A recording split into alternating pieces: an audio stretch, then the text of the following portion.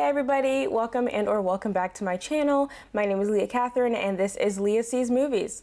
I just saw Venom, Let There Be Carnage and I friggin' loved it.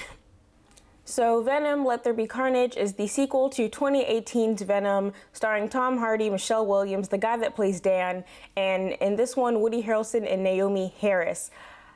So just in short of my opinions on 2018's Venom, I liked the goofy, crazy parts. I like how manic and insane Tom Hardy's version of Eddie Brock is, but I thought the movie was, I like weird, but I think the movie was kind of unevenly balanced between extremely weird and kind of boring. Like, it took 30 minutes out of a 90-minute movie for Venom to even really appear. Riz Ahmed, who is a fantastic actor, was really wasted in this kind of two-dimensional rich guy testing on the poor kind of thing, and though the actor brings a lot, he didn't really have much to work with in the script.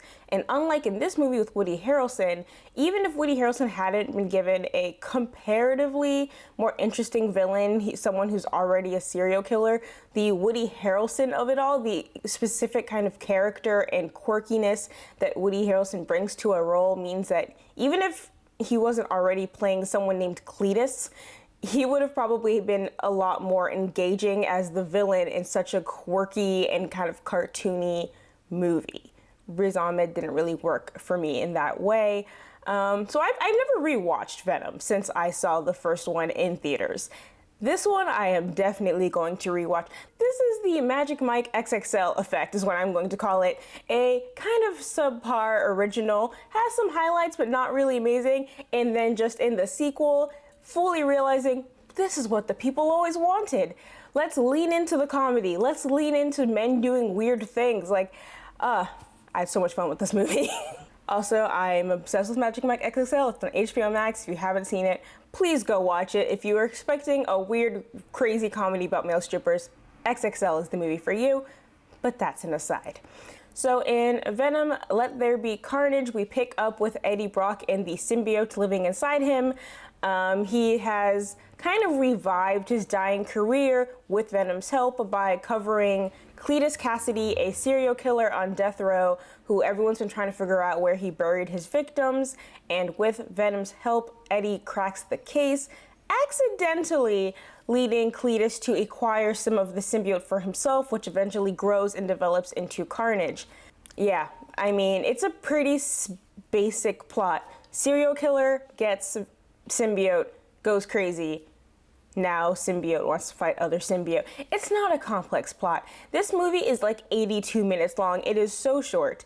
And I say all this to say, if you are looking for a really complex plot, it is not that kind of party.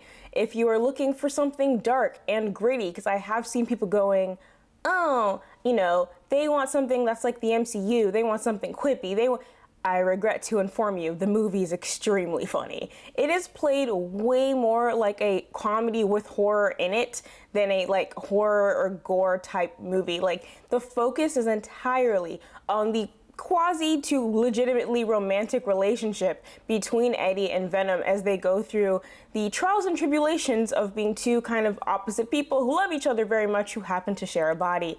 I would say my only real complaint about this movie would be Naomi Harris's character, Frances. She plays Shriek, who has this sonic ability and is, you know, Cletus's one and only true love.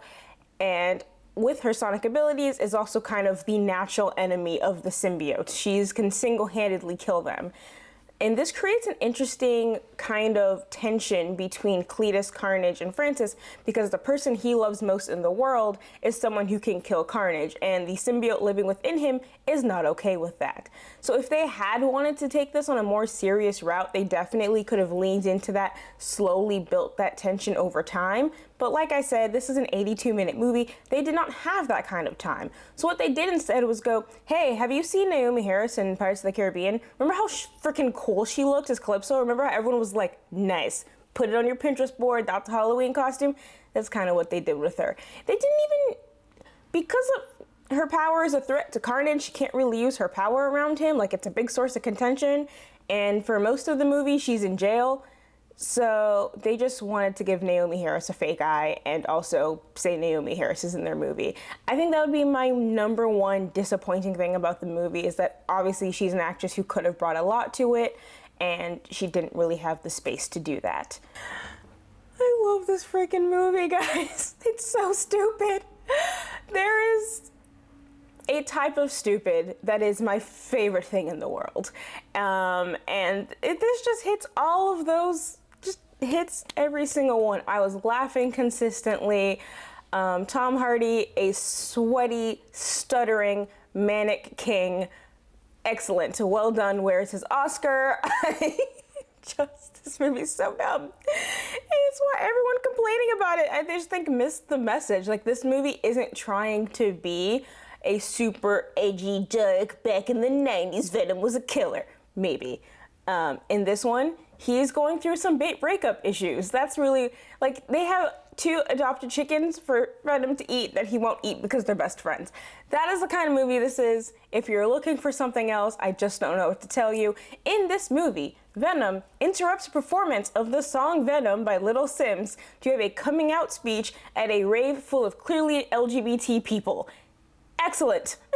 He literally says the words, "I am coming out of the Eddie closet." Masterpiece. There isn't too, honestly, I think the fact that this movie is so short and so simplistic, I did see a couple reviews saying it doesn't have a plot, and I do think there's a difference between no plot and a simple plot. Bad guy gets symbiote, bad guy goes after good guy and good guy fight. That's the plot. It's not complex. Bad guy falls in love, good guy has an ex he still kind of has feelings for. There's your subplot. I really think it's one of those things where you have to hear what you hear from me and other people about the humor, about the action, and that'll be how you make your choice over whether or not you want to go see it. Although tons of people went to go see it, it's made the most money, I think, on opening weekend of the whole pandemic, so a win for rave Venom and the gays, I guess. Aside from really leading into the comedic aspects, which is what I really enjoyed, I think this movie did a much better job with the action. This movie was directed by Andy Serkis, and I think if you watched the previous movie, a lot of it was in the dark. When you got to the final symbiote on symbiote fight, it really just looked like very dimly lit glue, kind of like a 3rd grader went crazy with slime, and that was the end result. In this movie, as if in, direct, like, hey, we saw your complaints and we're trying to do better. This movie was very well lit, which is very important to me. We saw Carnage in 360 degrees in full lighting. The final fight, yes, it happens at night, but there's a light source right behind the main action so that you can see the actual punches landing. You can see how this fight is going down. And that was really appreciated because they're already kind of hard to relate to in the sense that they're so inhuman. So by at least making it clear, you can see the hits, you can feel the pain that's associated with them. It made it feel a lot more grounded and a lot more like something I can understand to be a fight and not CGI goo. I actually even enjoyed Michelle Williams a lot more in this movie. I felt like in 2018, not just her wig, but her felt a little out of place. It felt like she was taking it a lot more seriously than the rest of the movie called for. In this one, I think she was really pitch perfect on tone. Her character is still kind of the straight man, but then it does this kind of layering thing where she thinks she's a straight man, like, oh, Eddie's a mess, but she's so equally sucked into the world of symbiotes and aliens that she's just like, this is normal. Meanwhile, you have Dan reacting as a secondary level of, I just want to be normal. Please tell me there's no aliens. I don't want to be here anymore. And so you do get these kind of layers of comedy because all of these characters are reacting differently to the same situation, which I really liked. And I think her performance was pitched better to what this movie was. I really just kind of thought it improved on everything that I was kind of bored by this. Oh, this was a little slow for me in the first movie. The villain was a little forgettable. And they were like, got you. We're gonna move faster. We're gonna get goofier, and we're gonna, have Woody Harrelson, a insanely characteristic and comedic actor who can bring this weird and strange and quirky vibe to our villain. So even when he's not a symbiote, you're gonna get some kind of memorable performance. So I just think this movie really improved on a lot of my complaints on the first one. It's definitely my speed. I can definitely see why people may not be enjoying it, and I also think there may be some people who have very false expectations or understandings of why other people aren't enjoying it based off what I've seen on Twitter. So I just, want to emphasize, this is a comedy. This is a movie to make you laugh. It is pretty gay. Honestly, there's very few heterosexual interpretations of this. If that makes you uncomfortable, yeah, you're probably not going to enjoy that. Also, I just want to say this about the movie. I walked out of the theater and to the train talking to a complete stranger who sat 2 chairs down from me because we were just really excited about the mid-credit scene. And I have not had that experience in a movie theater in a very long time. Partially, talking to strangers usually doesn't happen outside of big Marvel or big comic book movie releases. But obviously in a pandemic, even when I've been in theaters, it's just been like, don't look at me, don't talk to me, 6 feet away. This was the kind of thing where I got so excited, the guy next to me was like, oh, you're really excited too. What do you think about this? What do you think about that? And that's just something I really value about the theatrical experience and something I really value about comic book movies as a whole. That sense of community you can get with a complete stranger is something you don't always get with your more artsy films. Everyone walks out in silent contemplation, which is nice and has its place. But that is something I really missed, and it's something that I got to experience again for the first time in a long time. And I just wanted to share that because I think if that is something that will get you to go to a theater, I want you to know that is the kind of community that my viewing at least fostered, and that's something I think is worth sharing and attempting to replicate in your area if you can. All right, I'm going to cut to the spoiler section with the mid-credit scene, which, unless you really don't care, I would definitely stop now. If you do, thank you for watching. Glad you're here. Glad you came. Come back again. If you have seen the movie or you really don't care, please continue watching while I talk about the mid-credit scene. Venom. Venom and Eddie Brock, something happens, aka Doctor Strange opening the multiverse, or Loki opening the multiverse, or maybe Wanda opening the multiverse, and now they're in the MCU. Holy crap. So like I just said, this was the scene that I freaked out so hard the guy next to me was like, okay, so you're freaking out too.